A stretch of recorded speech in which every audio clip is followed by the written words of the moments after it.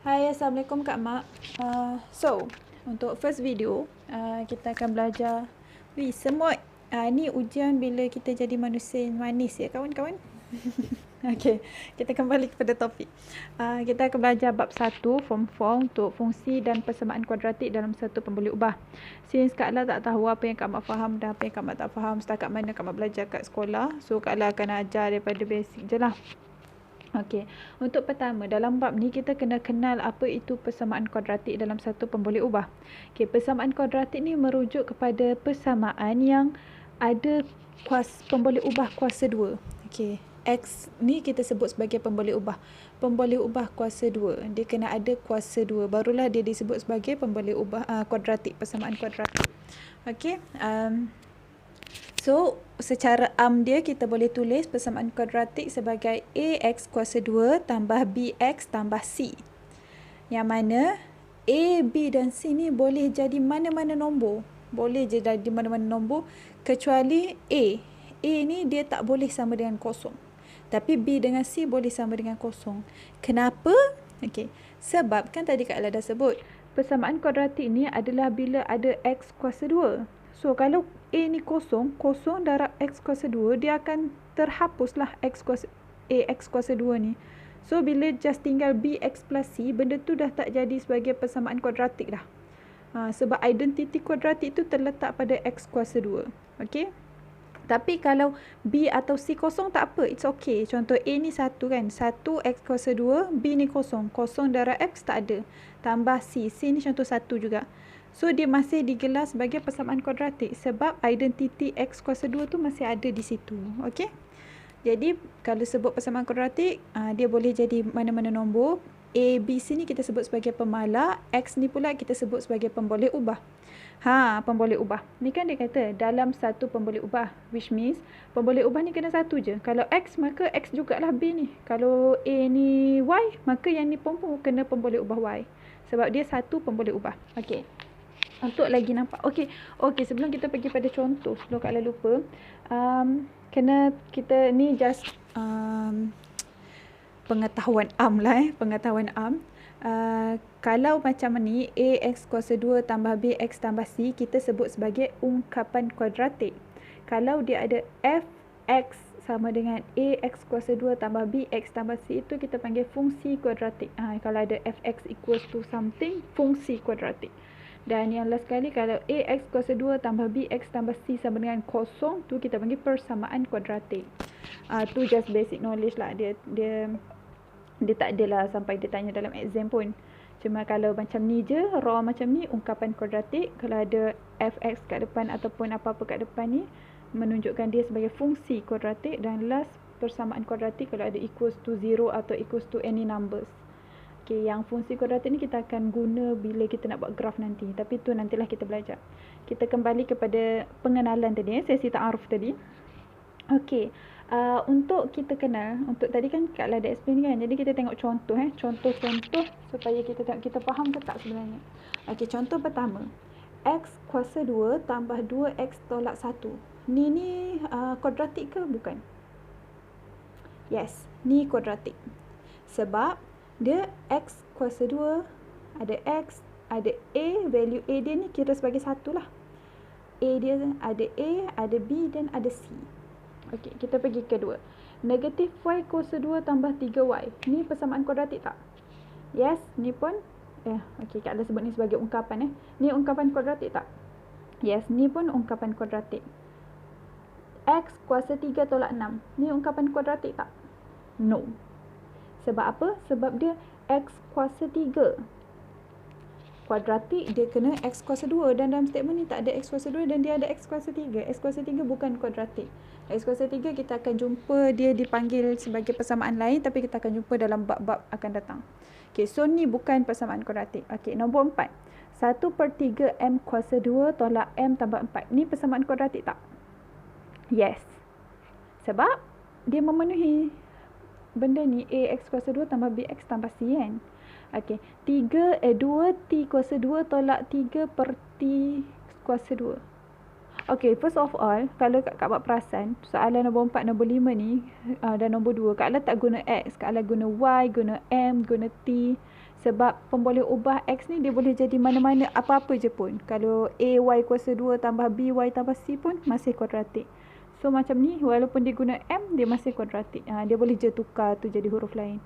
Okey, kembali pada contoh nombor 5. 2T kuasa 2 tolak 3 per T kuasa 2. Ni persamaan kuadratik tak? Tidak. Kenapa?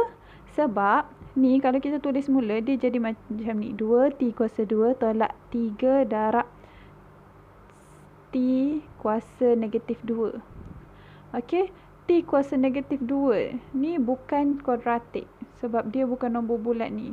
Okey, kuadratik kita adalah kuasa 2 bukan T negatif 2. Okey, yang ni bukan persamaan kuadratik. Okey, nombor 6. 4x kuasa 2 tolak x 1 per 2. Ni persamaan kuadratik tak? Tidak juga.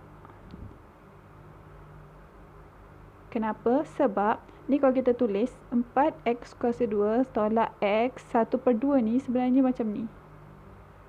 Dia bukan nombor bulat, bukan 2. Dia tak ada pun 1 per 2 dalam rules ni. Dia 2 sama ada x kuasa 2. Dia sama ada x kuasa 2 atau x kuasa 1 je. So yang ni T kuasa negatif 2. Yang ni pula x kuasa 1 per 2. So dia bukan ungkapan kuadratik. Okey, yang ketujuh. Negatif 3x kuasa 2 tolak 2y tambah 1. Ni persamaan kuadratik tak? Tidak. Sebab apa? Sebab dia ada dua pemboleh ubah. 1x, 1y. Sedangkan kita punya adalah persamaan kuadratik dalam satu pemboleh ubah. So, sebab dia ada dua pemboleh ubah, x dan y, ni bukan persamaan kuadratik. Bukan ungkapan kuadratik. Okey, nombor 8. N darab n tolak 2. Okey, kita cuba selesaikan yang ni dulu. N darab n sama dengan n kuasa 2. N darab negatif 2 sama dengan negatif 2n. So, ni persamaan kuadratik tak? Yes, persamaan kuadratik sebab dia ada n kuasa 2 tolak 2n. A kuasa x kuasa 2 plus bx. Okey, nombor 9. Negatif 1 per 2p kuasa 2 tambah 4p. Ni persamaan kuadratik tak? Ya, ni persamaan kuadratik. Walaupun A dia adalah negatif 1 per 2.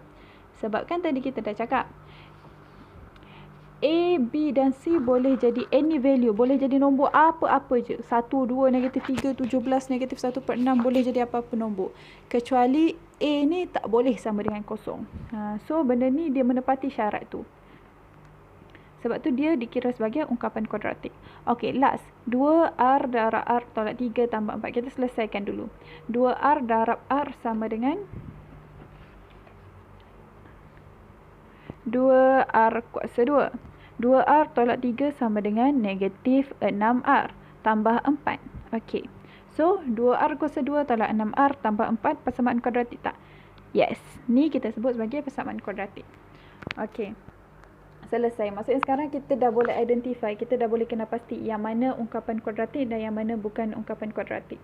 Kita buat satu lagi task untuk kita keluarkan nilai A, B dan C.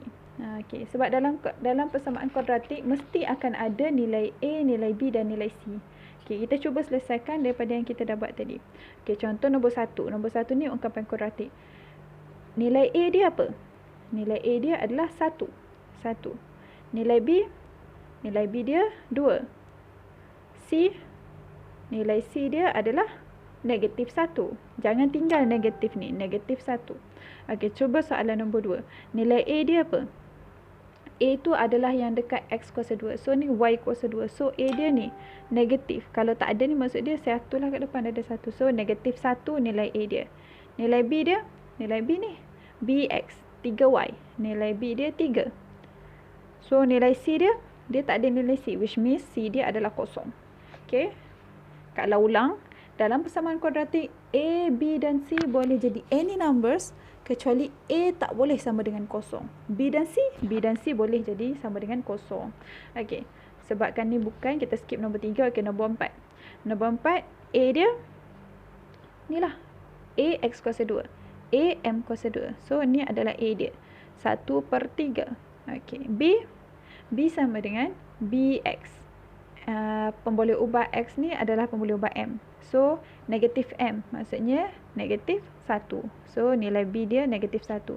C sama dengan 4. Okay. Yang tak ada pemboleh ubah ni adalah value C. Ni tak ada pemboleh ubah ni, value C. Okey, ni bukan. Okey, nombor 8.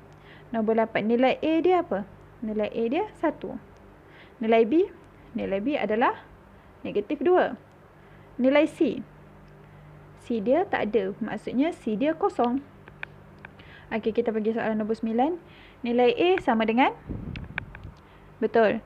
Negatif 1/2. Jangan tinggal negatif ni. Negatif 1/2. Nilai B? Nilai B yang ada pemboleh ubah kuasa 1. Pemboleh ubah kuasa 1 P. P kuasa 1. So, B dia adalah 4. Dan C sama dengan 0. Okey, last nombor 10. Nombor 10, A dia adalah 2.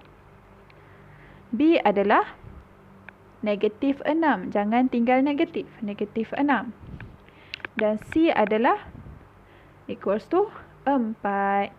Okey, senang tak nak cari? Senang sebab nilai A, B dan C ni kita boleh menentukan dia depends pada pemboleh ubah. Kalau yang pemboleh ubah kuasa 2, maksudnya nombor pemahala dia adalah A.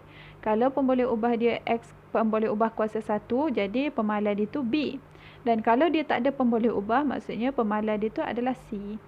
Okey, so kenalan, kita dah kenal persamaan kuadratik dalam satu pemboleh ubah. Nanti kita akan pergi pula untuk kenal graf, macam mana nak lukis graf daripada persamaan kuadratik, dan kemudian kita akan cuba buat beberapa soalan untuk kira. Kak dah skip dulu untuk kira tu, jadi yang first ni kira selesai ya. Okey, Assalamualaikum.